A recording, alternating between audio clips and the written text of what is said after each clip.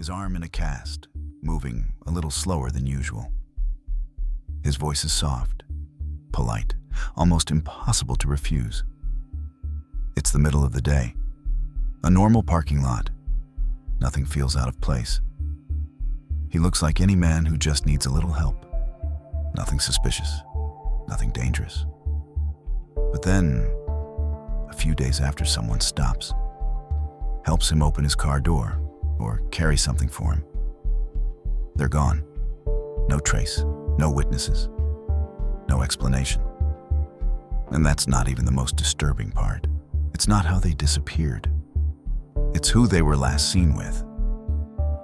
Because he didn't look like a killer, he didn't act like one either. But that wasn't the scariest part. What they didn't know was they had just stepped into something carefully planned. A trap built by someone people trusted. And this is where the story really begins. In the 1970s, something began to change in America, but not in the way people expected. Across different states, young women started disappearing. College students, recent graduates, ordinary lives, gone. No one saw them being taken. No one heard a scream. One moment they were there, and the next, they were gone. It was happening in places no one considered dangerous. A parking lot outside a store, a quiet path back to campus, even inside peaceful neighborhoods. No signs of forced entry, no clear evidence, just empty spaces and questions with no answers. At first, the cases felt isolated, unrelated. But then, the numbers grew. More names appeared in the news, and slowly, a chill began to spread, a kind of fear you couldn't see, but you could feel. And the most unsettling part, no one knew when it would stop. But what they didn't realize yet was that none of these disappearances were random. Ted Bundy. If you met him in real life, you probably wouldn't remember anything unusual. A law student, well-spoken, calm eyes, a smile that makes you feel at ease. He wasn't the kind of person who stood out. He was the kind who made you lower your guard. Just a few words, and he could create a sense of familiarity, like you'd known him before. And that's exactly what made him dangerous. But behind that surface was something completely different. An obsession with control, with power, with dominating another person completely. He didn't just commit the crime. He came back to the scene, not just to hide evidence, but to relive it. Again and again. Something most people can't understand and don't even want to imagine. And that's not even the most disturbing part. He could walk outside every day, blend into a crowd, talk, smile, live like nothing ever happened. A monster, without the face of one. And that's why no one saw him coming, until it was too late. But then, something started to shift, because the disappearances were no longer isolated events. Early 1974, everything began quietly. One girl disappears, then another, then another. No clear pattern, no obvious connection, just a new name added to the missing list every month. They leave their dorms, they leave class, they leave a normal day behind and never come back. No signs of force, no struggle, no witnesses to the final moment. It's almost as if they chose to go, as if they followed someone they trusted. And that's what made it so confusing. Because if there was no violence, then what made them go? Small pieces started to surface. But no one was putting them together. And while everyone was still searching for answers, the disappearances kept happening. At first, they were just scattered memories. One person recalled seeing a man in a parking lot. his arm in a cast, struggling with a car door. Another remembered how softly he spoke, almost shy when asking for help.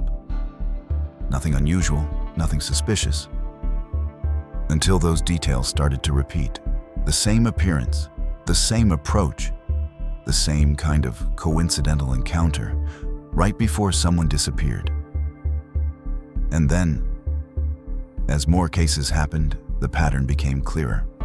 The gaps between disappearances grew shorter, almost as if whoever was behind it had stopped trying to hide. But that wasn't the scariest part. It wasn't about strength. It was about control, about how he made his victims come to him willingly.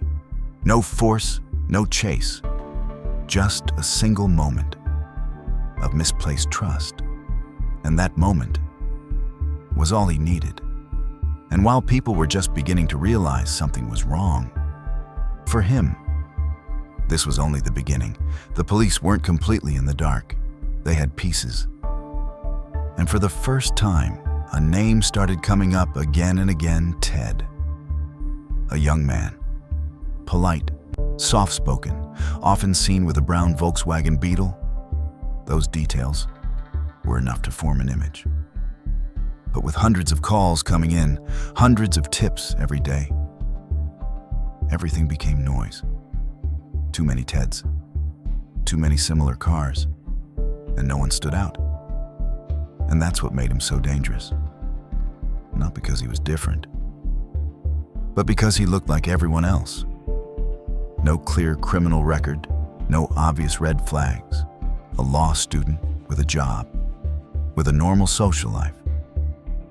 The kind of person you'd never question, not even for a second. And that's exactly how he slipped through, again and again. But then, there comes a moment when all those scattered pieces start to come together. At first, the suspicions were just a feeling. A few people who knew Bundy saw the sketch in the news, heard the name Ted, and something didn't feel right. They called the police. They mentioned small details. The car, the way he spoke, the times he showed up unexpectedly. But among hundreds of tips, those suspicions were quickly dismissed. No one truly believed that a polite, well-spoken law student, someone who seemed so normal, could be behind all of this. And then, something rare happened. One victim escaped. She didn't just survive. She had a story, a face, a method, a sequence of events that almost perfectly matched what other witnesses had described. And this is where everything changed. For the first time, it wasn't just scattered pieces anymore. For the first time, someone lived to tell it. And from that moment on, everything started shifting. Details that had been ignored began to come back. And the name Ted was no longer just a coincidence. Bundy was finally caught, and for a moment it felt like it was over. But that feeling didn't last. He didn't stay behind bars. Somehow, in a way no one expected, he escaped, disappeared. And then, he showed up again, not to hide, but to continue. The attacks came back, faster, more daring, as if he was no longer afraid of being caught. But that wasn't the scariest part. It wasn't that he escaped. It was that he came back and kept going. States began working together. The search widened. A real manhunt began, stretching across multiple regions. But he was always one step ahead, always moving, always changing. Every time it seemed like they had him cornered, he slipped away again, until finally, there was nowhere left to run. In the end, everything finally came to a stop. Bundy was brought to trial. This time, there was no escape, no more gaps for him to slip through. In the courtroom, he stayed calm, the same composed man people once trusted. But behind his words was a truth no one could deny. Piece by piece, case by case, everything started to come to light. And then, he began to confess. At least 30 victims across multiple states. But even as he said that number, no one truly believed it was the full count. And that wasn't the most unsettling part. There were too many gaps, too many questions left unanswered.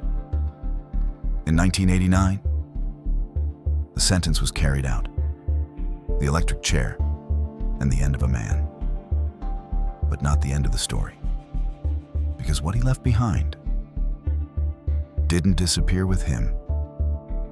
Some stories end when the killer is caught, but others don't. Even when everything seems over, they stay with you.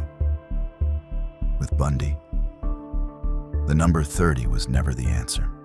It felt more like a limit he chose to give, not the full truth. No one knows how many people truly disappeared and were never found. No one knows how many families are still waiting for an answer that may never come. And what makes this story so disturbing isn't just what he did. It's how he existed. A normal person. A face you could pass every day. A voice you could trust in just a few seconds. And that's why this story never really ends. Because if someone like that could exist right among us, then the real question still remains. If you ever met him in real life, would you recognize him, or would you stop and help him too? Thanks for staying with me through this story. If it made you think, or if something about it still lingers, let me know in the comments. And if you enjoy true crime told like this, consider subscribing and leaving a like. It really helps the channel grow. Because sometimes, the most dangerous stories aren't the ones we don't know, but the ones we think we understand.